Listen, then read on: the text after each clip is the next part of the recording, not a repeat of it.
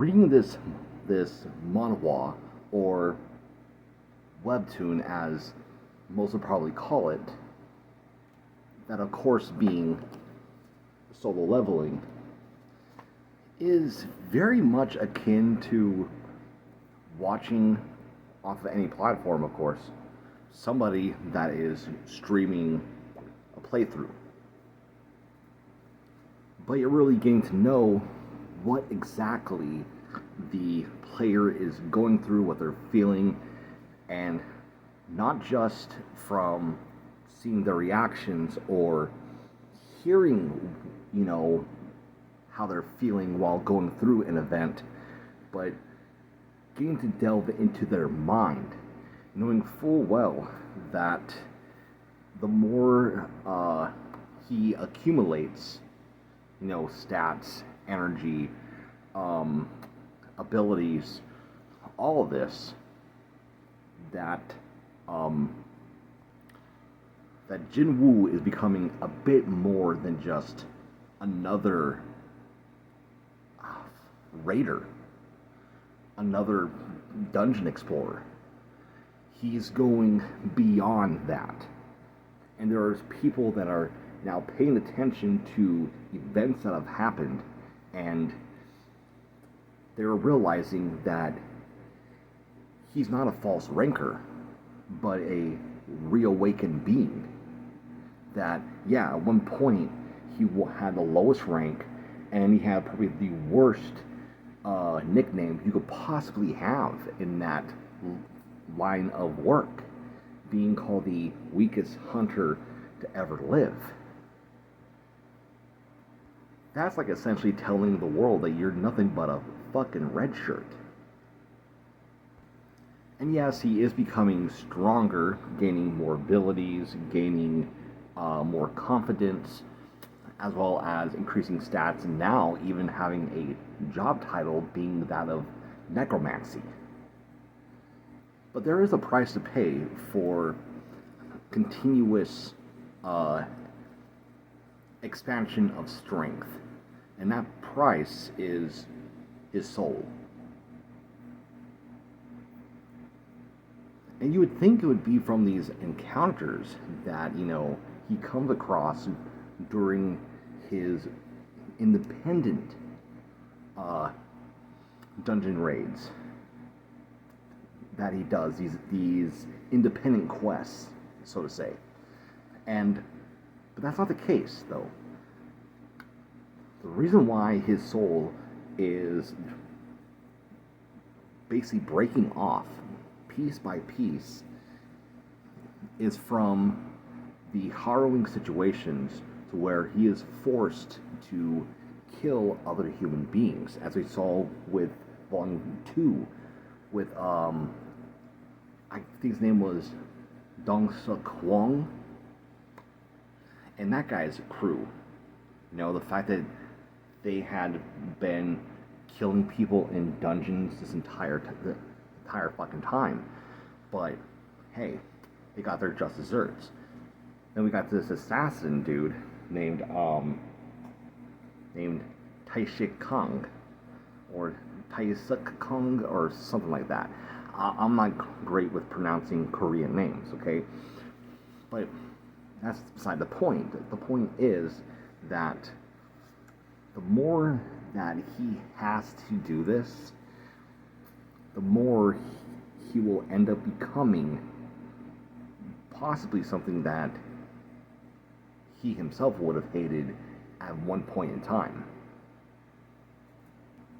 But let's not forget, he's only doing this for the pursuit of power, because he does not want to feel like a burden ever again, or weak, or whatever.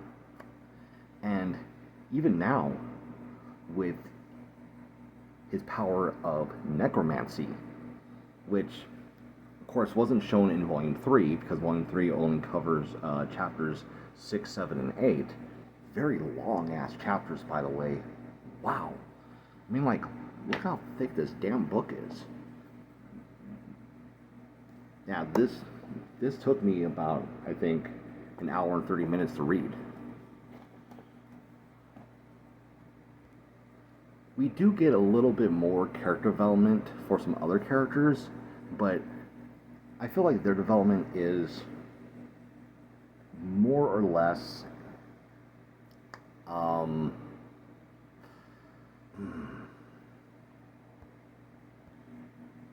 to essentially boost up Jinwoo. Like, let's take Chiyul Song, for example. Alright? We learn in this volume that this man teaches swordsmanship to a S-rank hunter, despite the fact that he himself is a C-rank hunter, and also despite the fact that he is very good with the sword, but that's not his class. His class is that of a mage. I can't remember kind of mage, but yeah, he's essentially a mage, which would basically means that his offensive skills and I believe his defensive skills would be weak, especially towards somebody that is more of a close combat type of individual. Now, the purpose of his character is essentially to hype up Jinwoo. When he starts fighting against Taisik Kang and they start going at it, it's not so that you, the reader, would root for this man, because you know damn well that Song isn't going to be the one to defeat Kang. You just know it. And you're just waiting for basically that inevitable foot to drop where Jinwoo intervenes and starts fighting Kang himself. Not to mention, it's a very clever way of showing just where exactly Jinwoo ranks, if he were to be ranked. And right now, he's definitely at A rank. I mean the letter A. Not in A rank as in a rank he can choose. Because let's face it, okay? Song is C rank. Kang is B rank, I believe. And he beat Kang, who beated Song, which would make him, in my opinion, A rank, or at the very least, a very high level B rank. And unlike the complete massacre against Dong Seok Hwang and his party of bandits, who posed little to no threat towards Jinwoo, Kang actually pushed Jinwoo kind of to his limits. And that's the one thing that I do like by the series, that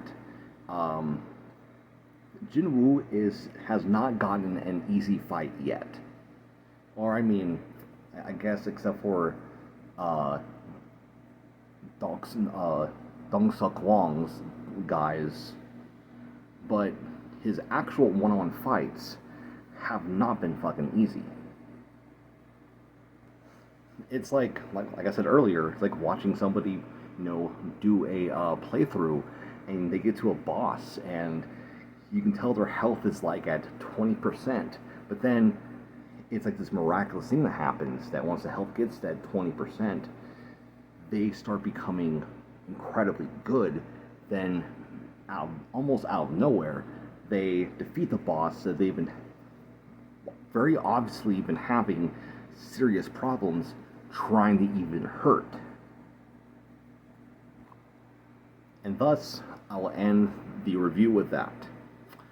So, with that being said, what do you guys think of Solo Leveling Volume 3? Let me know in the comments down below. Thank you guys for watching. Hope you all have a wonderful day. If you haven't already, be sure to subscribe to the channel.